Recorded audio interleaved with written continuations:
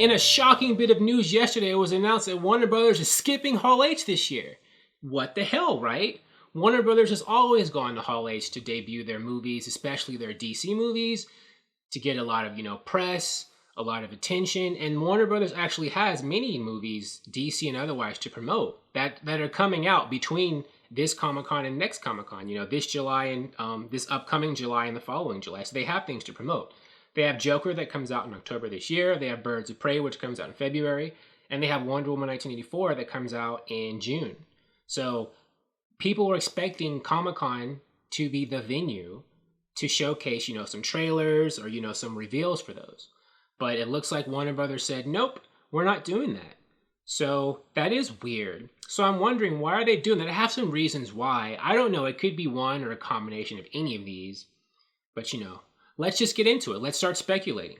Now, I'm thinking maybe they just want to avoid a lot of questions or, like that might prompt them to answer things they don't want to answer right now. Because if you don't know how Hall H functions, audience members can ask the questions of the people on the panel, right?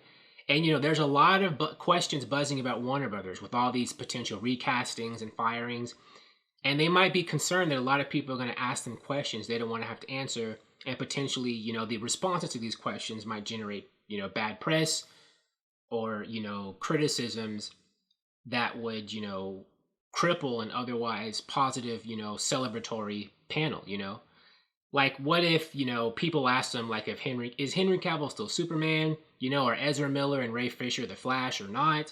And Cyborg or not? Have you fired them? What's going on? Ben Affleck, Pattinson questions. If fans ask them these questions during their movie panel, whatever they say could be twisted and spun into something horribly negative, which they don't want to have, mar or damage an otherwise great presentation where they are promoting, Wonder Woman, Birds of Prey, and Joker, right? So maybe Warner Brothers, to circumvent all that, is like, we're just not going. Now, that's a theory of mine. I mean, this isn't the first time Warner Brothers has faced potential controversy at a con, and they've still gone, and it hasn't run into problems. I mean, like, Henry Cavill's status as Superman has been questionable for years.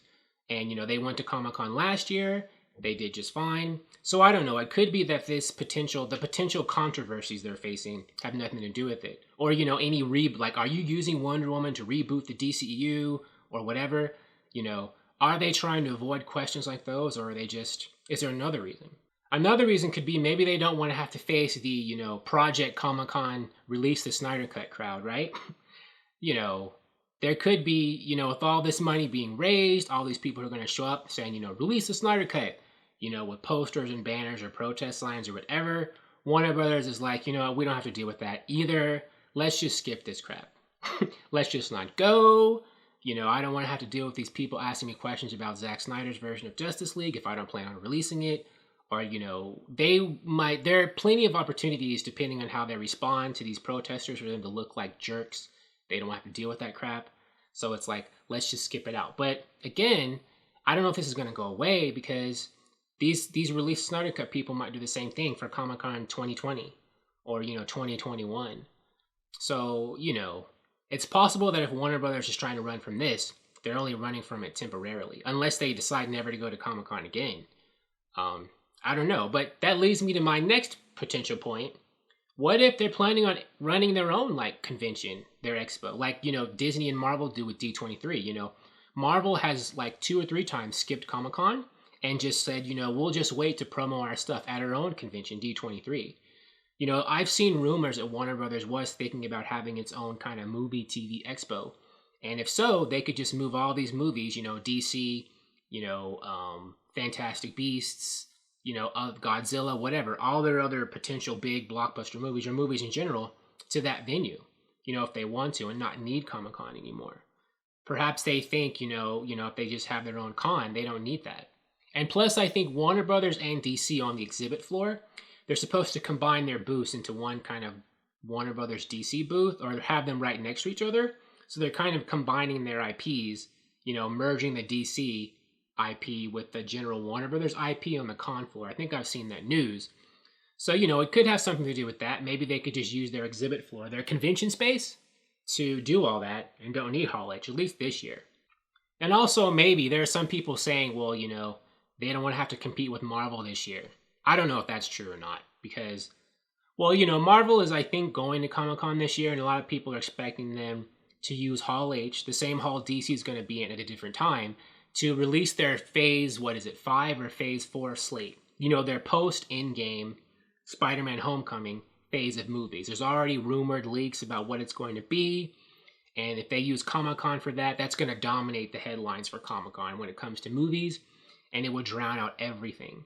And maybe Warner Brothers and DC doesn't want to have to like be outmatched at Comic-Con by Marvel, but I don't know if I believe that, because Warner Brothers and DC have gone to Comic-Con the same year that Marvel and the MCU has gone too, and they've survived it just fine. I mean, and there have been times where Marvel, you know, totally dominated the conversation. Well, got more attention in the conversation than DC did or other studios, but DC and the other studios, Warner Brothers, were just fine in spite of that.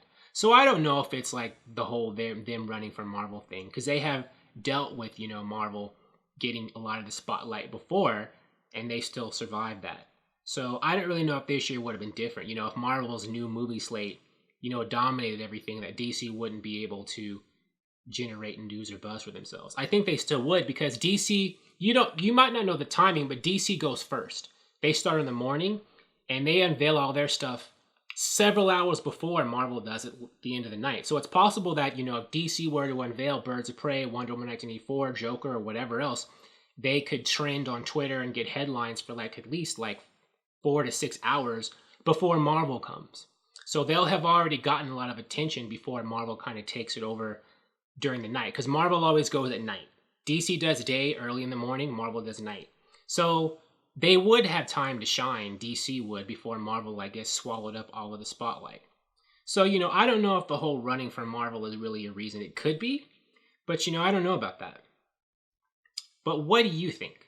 What do you think about these reasons, these possible reasons why Warner Brothers is avoiding Hall H this year?